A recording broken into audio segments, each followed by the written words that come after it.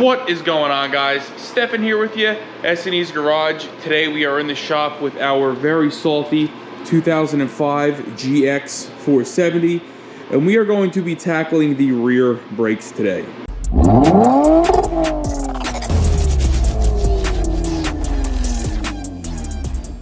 Now, I am usually very on top of my maintenance and my repairs with my vehicles. I don't know how this slipped past the cracks, but you'll see someone at some point put some Detroit axle drilled and slotted pads and rotors on this thing, and I somehow missed that the pads were ridiculously low, and I started hearing them grinding the other day, and I said, oh, I know what that is. So today we're going to be tackling the rear brakes on this thing. Now, our emergency or parking brake has never worked since I've had this vehicle, so I'm relatively sure there's going to be something going on back here behind this drum in disc setup. So we did go ahead and order everything. For the pads and rotors, we went with dynamic friction with their geomet coated rotors. I've used them before on my other cars. Actually, my Lexus GSF, I used a set of these rotors. Absolutely loved them. So we have the, like I said, the dynamic friction rotors. Here's the part number here. I'll leave them in the video description below. For pads, we went with their high performance ultimate duty pads. These are for you know, lifted trucks with bigger tires, or if you're going to be towing with it, this is what you would use. So that's what we bought. Part number is right over here. Again, I'll leave these in the video description below. And then I went with the cheapest parking brake shoes I could find, and also the cheapest hardware, because don't really care what the formulation is. It doesn't matter. They're only there to basically hold the car when it's parked. So let's go ahead and let's start digging in. I believe it's going to either be a 14 or a 17 back here to get these calipers off. So let's go ahead and get the calipers off. The first thing I want to do is compress these things, make sure they are not locked up or anything, because if they are, I'm going to have to run to the store and get some. So let's get the calipers off and take it from there. So it was a 17 millimeter. You'll see here we got our slide pin slash bolts out. So to compress this caliper, we're going to be using a Lang 277. I'll leave this in the video description below. It is a ratcheting caliper compressor. It's going to make this super easy.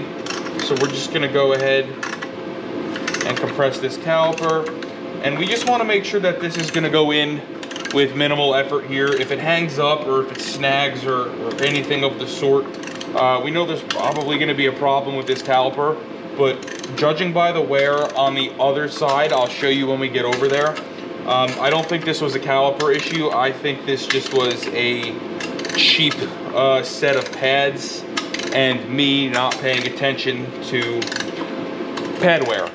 So now that we've gone ahead and compressed this, I know the caliper is okay. I can go ahead and take the caliper bracket off. All right, so we got the caliper bracket off.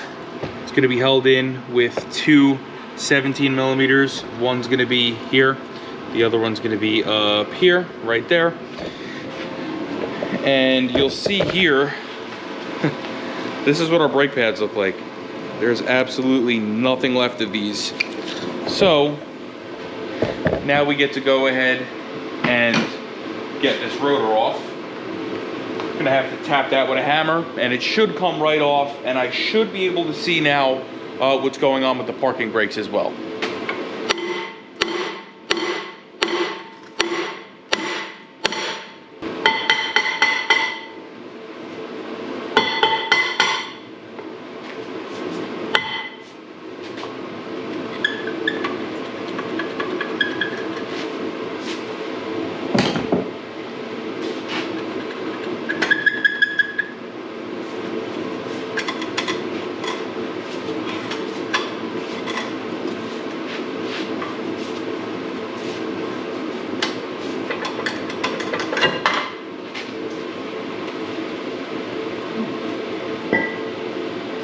And our parking brake shoes on this side actually don't look half bad.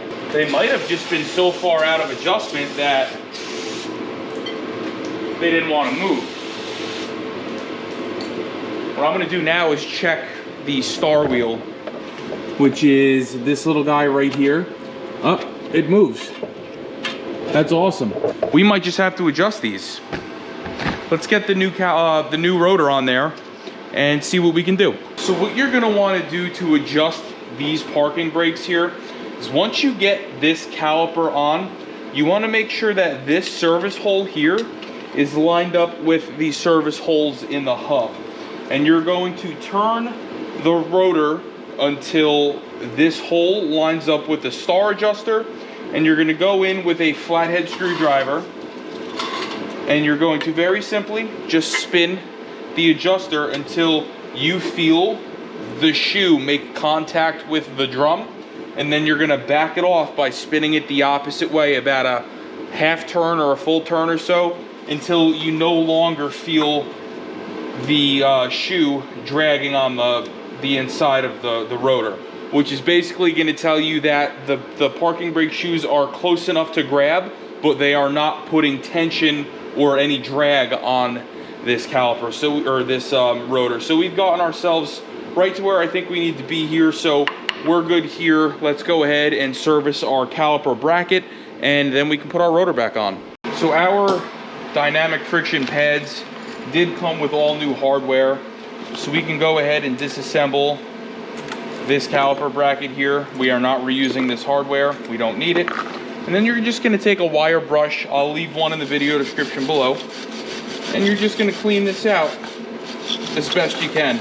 We use this truck out in the woods, in the mud, in the dirt, so ours is pretty dirty. Yours probably won't be this dirty, but it's a good chance to clean it up. I like to clean it on a piece of cardboard or something, so all the dirt kind of stays on that cardboard. I just use the cardboard that my rotors usually come in. It's usually big enough. Now we can go ahead and assemble it with the new hardware.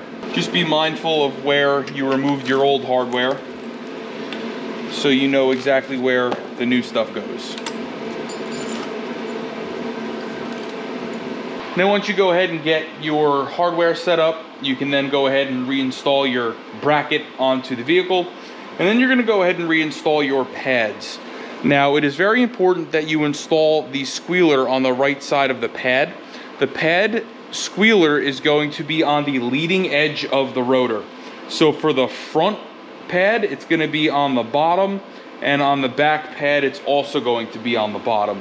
So you'll see just how we installed this. And now we're just going to take some purple brake lube here, and we're just going to lube up the area that these pads are going to ride on your new hardware, and slide them in. And they should slide in nice and easy, and they should move nice and freely.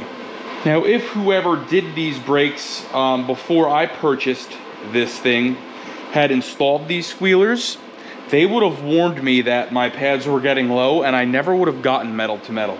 What this squealer basically does is it'll start rubbing on the rotor once the pads become about, I don't know, maybe a millimeter thick, and it'll start squealing as you're driving, but when you hit the brakes, it will stop squealing. That's how you know that your pads are ready to be replaced. Usually you would think it's the other way around, but it's not. The telltale tabs or the squealers will squeal as you're driving when your brakes get low, and then when you hit the brakes, it goes away.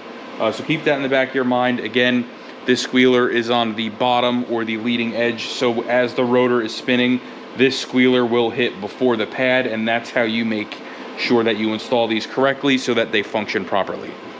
Now when you go to reinstall your slide pins, you're just going to want to take a clear silicone brake lubricant, and you're just going to want to put a little bit on there, kind of like this, just a little bit. And then as you insert it in through the back of the caliper, you're going to twist so that this stuff makes its way throughout the whole bore of the caliper bracket. I'm going to go ahead and do the same thing with this one. You'll see, little dab. All right, we're going to go ahead and repeat this process on the other side. If we run into any problems with the parking brake shoes, I'll show you how to replace them. If not, obviously we're not going to, because I'm not going to replace them if I don't have to. They suck. They're not fun to do. So hopefully we're good. And with any luck, this should be your finished product. You'll see here we have our squealers in the correct location. This is the driver's side that we did with you on camera. And then over here we have our passenger side that we did off camera. Again, squealers are in the correct location. Emergency brake shoes were good on this side as well, so I did go ahead and adjust them.